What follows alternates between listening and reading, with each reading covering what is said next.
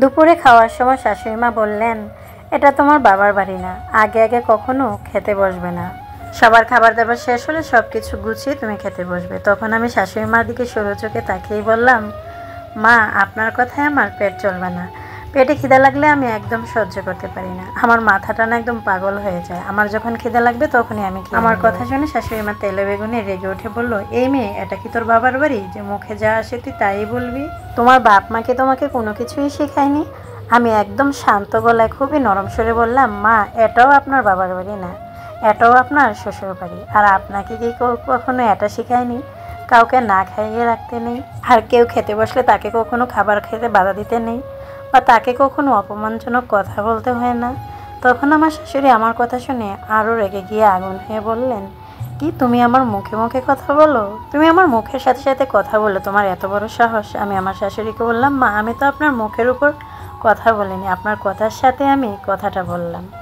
তোমার এত বড় সাহস? আমার শাশুড়ি মাকে আমি বললাম, আপনি সাহসের কি দেখলেন মা? এটা সাহসের কিছুই না। আমার শাশুড়ি মা বলে উঠলো, তোমার মধ্যে তো একদম ভদ্রতা নম্রতা বলতে কোনো কিছু। একজন মায়ের বয়সী মহিলার সাথে কিভাবে কথা বলতে হয় তুমি তো দেখি এটাও জানো না। তখন আমি বললাম, মায়ের বয়সী মায়েরা যদি কিভাবে সন্তানদের সাথে কথা বলতে হয়, সন্তানদেরকে খাবার খেতে বাধা দেয়, তখন কি তারা মায়ের সম্মান পায়? মা বলুন, তারা কিভাবে মায়ের মতো আশা করি? আমার মা হলে তো কখনো আমাকে এই ব্যবহারটা করতে পারতো না, কখনো বলতে পারতো না যে তুমি সবার শেষে সব কাজ গুছিয়ে খাবার খেতে বসবে, কখনো সবার আগে খাবার খেতে বসবে না। তাহলে আপনি আপনাকে কিভাবে মায়ের মতো মায়ের জায়গায় বসাবো বলুন? আমার যতদূর মনে পড়ে আমার মা আমাকে কখনো খাবার নিয়ে কখনো কোটা দেয়নি, খাবার খেতে বসে কখনো চিৎকার করেনি, কখনো অপমান করেনি। আপনি যদি আমার সাথে আমার মায়ের মতো আচরণ না করেন তাহলে আমি আপনাকে কিভাবে মায়ের জায়গায় বসাবো মা বলুন?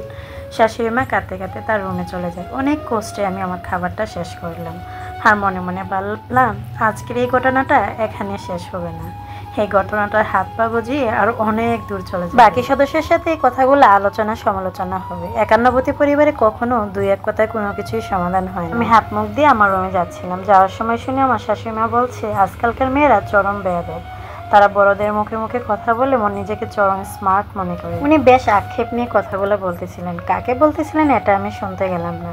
আমি সোজা আমার রুমে চলে আসলাম। রুমে এসে আমি আমার দরজাটা বন্ধ করে দিলাম। মাসখানেক হয়েছে আমাদের বিয়ে হয়েছে। আমার স্বামীর 3 ভাই 2 বোন। আমার স্বামী সবার বড়, সবাই একসাথে জয়েন্ট ফ্যামিলিতেই থাকে। আমাদের বিয়েটা পারিবারিকভাবেই হয়। আমার স্বামী মাত্র BCS পাস করেছে। যখন আমার এই সম্বন্ধটা এসেছিল তখন আমার বাবা এক কথায় রাজি হয়ে গিয়েছিলেন। সাধারণ ফ্যামিলির বাবারা কখনো এরকম পাত্র হাতছাড়া করবেন না, ঠিক তেমনি আমার বাবাও হাতছাড়া না করে রাজি হয়ে গিয়েছিলেন। আজ এই পর্যন্ত, বাকি অন্য একটি ভিডিওতে বাকি অংশটুকু শোনাব।